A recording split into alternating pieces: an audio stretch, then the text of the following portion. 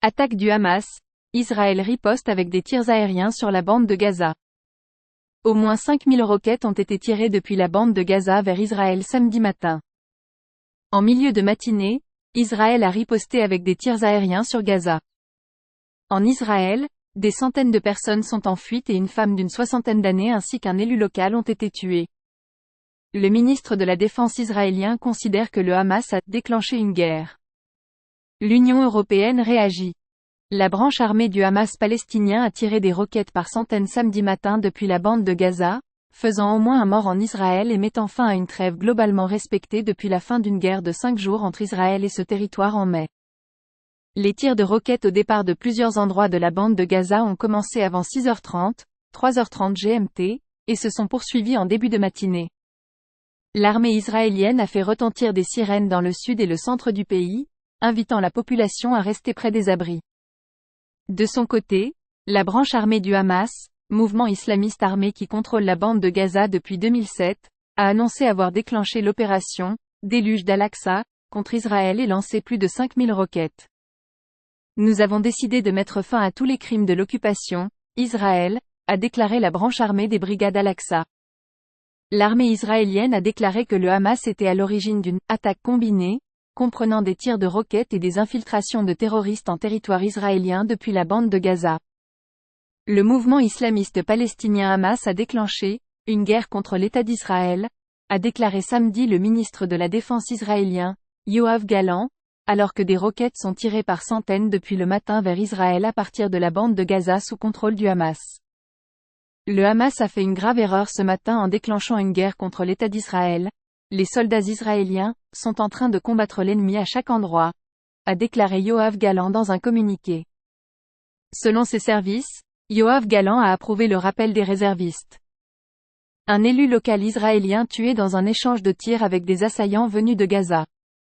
Le président du conseil régional regroupant les localités israéliennes frontalières du nord-est de la bande de Gaza a été tué samedi lors d'échanges de tirs avec des assaillants venus de Gaza, a indiqué le conseil régional. Le président du conseil régional, Ophir Lipstein, a été tué lors d'un échange de tirs avec des terroristes, a indiqué le président du conseil régional, Shar Negev, dans un communiqué. L'Union européenne, la France, l'Italie et l'Allemagne condamnent l'attaque du Hamas. L'Union européenne condamne, sans équivoque, les attaques du Hamas et exprime sa solidarité avec Israël, a déclaré samedi le chef de la diplomatie européenne, Josep Borrell. Nous suivons avec angoisse les nouvelles en provenance d'Israël. Nous condamnons sans équivoque les attaques du Hamas. Cette violence horrible doit cesser immédiatement. Le terrorisme et la violence ne résolvent rien, a-t-il déclaré dans un message sur X, anciennement Twitter. L'UE exprime sa solidarité avec Israël dans ces moments difficiles, a-t-il ajouté.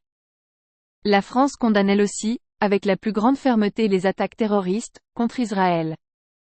Le Royaume-Uni a également condamné, sans équivoque les horribles attaques du Hamas contre les civils israéliens, a réagi samedi le ministre des Affaires étrangères britannique James Cleverly.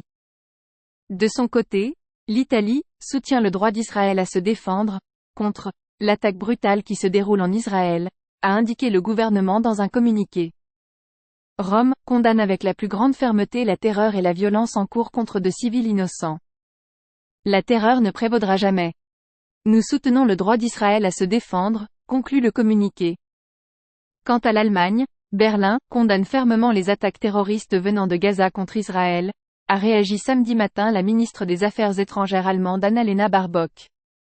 Israël a toute notre solidarité, et le droit, garanti par le droit international, de se défendre contre le terrorisme, a ajouté sur X, ex-Twitter, la chef de la diplomatie allemande. La Russie appelle à la retenue, l'Ukraine affirme soutenir Israël. La Russie appelle à la retenue, après les attaques du mouvement islamiste Hamas contre Israël, a indiqué samedi un diplomate russe haut placé. Nous sommes en contact avec tout le monde maintenant. Avec les Israéliens, les Palestiniens et les Arabes, a déclaré Mikhail Bogdanov, vice-ministre russe des Affaires étrangères et émissaire du Kremlin pour le Proche-Orient et l'Afrique, cité par l'agence Interfax. Bien évidemment, nous appelons toujours à la retenue, a-t-il souligné. Proche à la fois d'Israël et du camp palestinien, Moscou a été « surprise » par cette aggravation des tensions, selon Mikhail Bogdanov. Si on s'attendait à cela, on l'aurait empêché, a-t-il affirmé.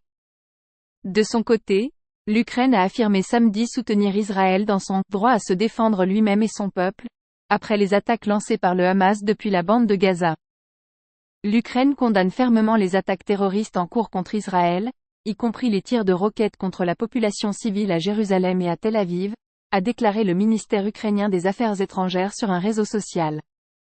Nous exprimons notre soutien à Israël dans son droit à de défendre lui-même et son peuple. Des centaines d'habitants fuient les zones limitrophes d'Israël.